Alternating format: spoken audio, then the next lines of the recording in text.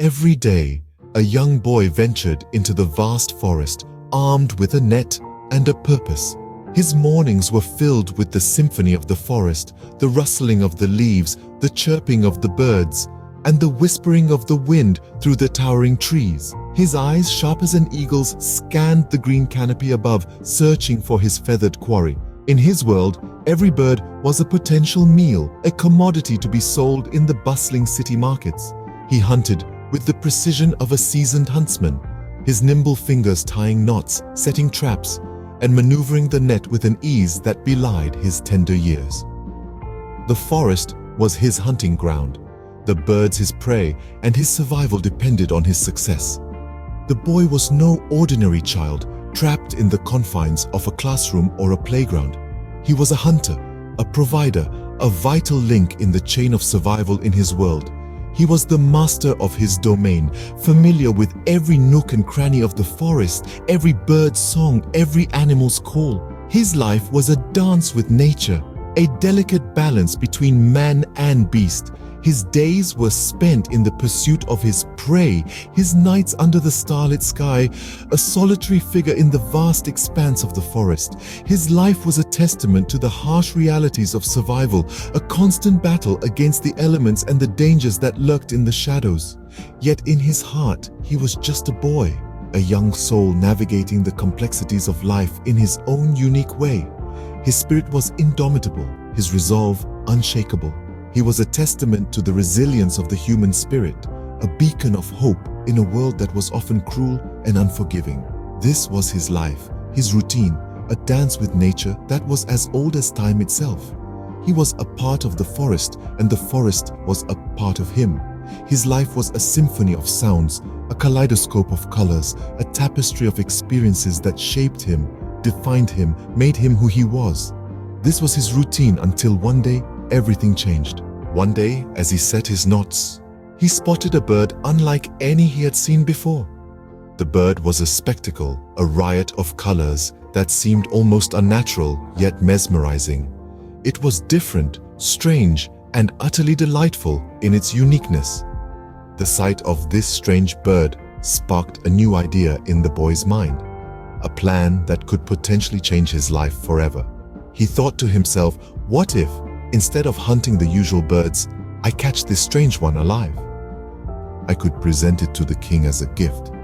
Surely such a unique creature would earn me a handsome reward. With this newfound hope, the boy decided to shift his aim and set his sights on the strange bird. He scattered a few coconuts under the tree, hoping to lure the bird down. Concealing himself behind a bush, he watched with bated breath, waiting for the bird to swoop down. But the bird remained perched on the tree, seemingly oblivious to the coconuts below. Hours passed, but the bird showed no sign of moving. The boy's patience was wearing thin. In a desperate attempt, he decided to climb the tree. But as he reached out to grab the bird, it fluttered away to another tree, leaving him clutching at thin air. As he stirred the leaves in his futile attempt, he unknowingly disturbed a beehive nestled in the tree trunk. Suddenly, a swarm of angry bees burst out, stinging the boy relentlessly. The pain was unbearable, but the boy was more disappointed than hurt. His plans of capturing the strange bird had backfired.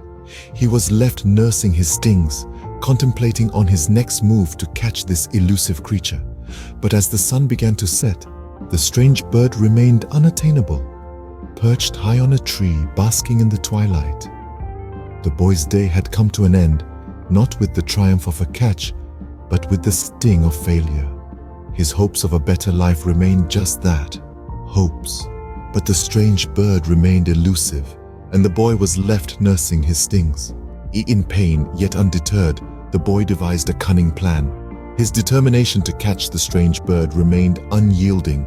Even as he nursed the stinging welts left by the bees, he pondered deeply, racking his brain for a foolproof plan to ensnare this elusive creature. Finally, an idea sparked in his mind, like a beacon in the abyss of his desperation. He thought, if I could gather a variety of bird nests and place them in one spot, the strange bird, drawn to the company of its fellow avians, might venture down from its perch. His plan was as ingenious as it was daring. Without wasting any more time, the boy set to work, his hands deftly assembling the nests, each one meticulously crafted by a different bird species. He placed the nests carefully under the tree, creating an irresistible lure for the strange bird. His heart pounded in his chest as he retreated to his hiding spot, his eyes never leaving the silhouette of the strange bird against the fading twilight.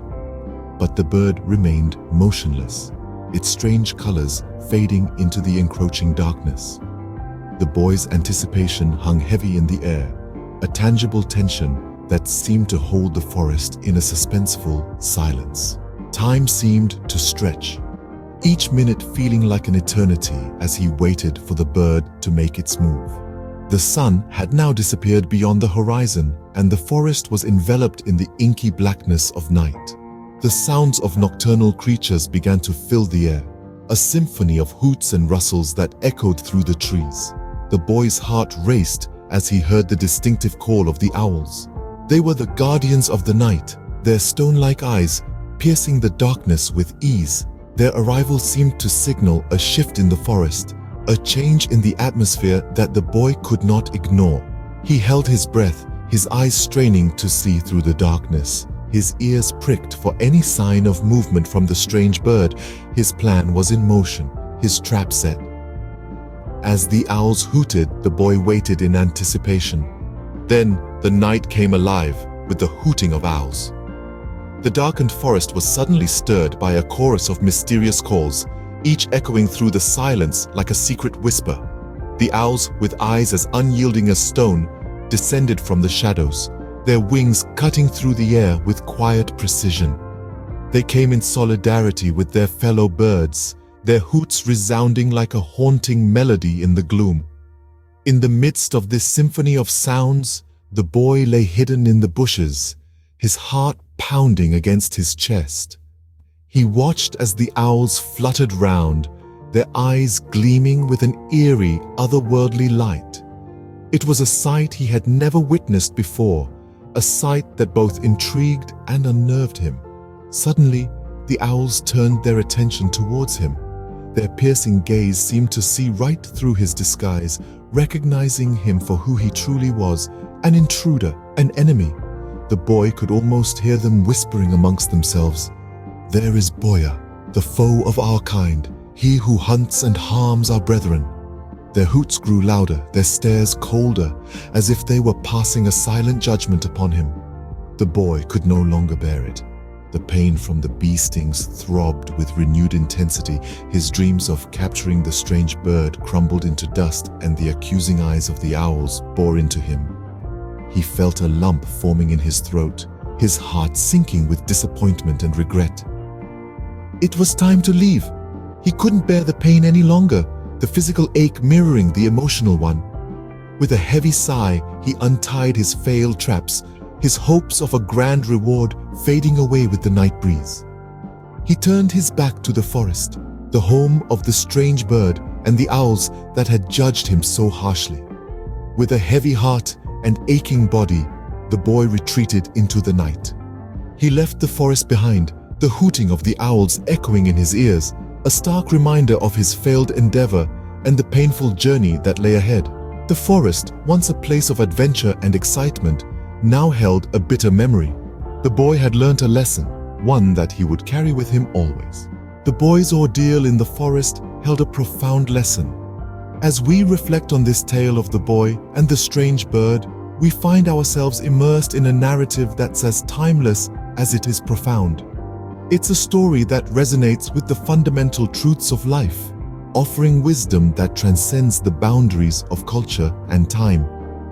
It was the boy's insatiable greed, his desire for more, that led him into the forest day after day. But it was his blind hope, the belief that he could capture the strange bird and earn the king's favor, that ultimately led to his downfall. He was so lost in his dreams of grandeur that he failed to see the reality of his situation. Remember the moment when the boy saw the strange bird? The vibrant colors, the exotic allure. It was unlike anything he had ever seen. But instead of appreciating its beauty, he saw an opportunity for personal gain, a ticket to a life of luxury and respect. His greed blinded him, his hope misguided him. And then there were the owls. Silent guardians of the night, they observed the boy's folly, watched as he fell into his own trap. The owls, the birds he had been hunting, became his jury and executioner. His greed had turned him into a pariah, an enemy of the forest and its inhabitants. The bee's stings, the owl's judgment, they were not mere unfortunate events. They were consequences, the results of the boy's actions. His greed and blind hope had stirred the wrath of the forest, and he paid the price. This tale is a vivid reminder that our actions have consequences, that our desires, when tainted by greed, can lead to our downfall. It teaches us to temper our hopes with wisdom, to strive not just for what we want, but for what is right and just. And so, the boy learned that hope, when tainted by greed, often leads to one's downfall.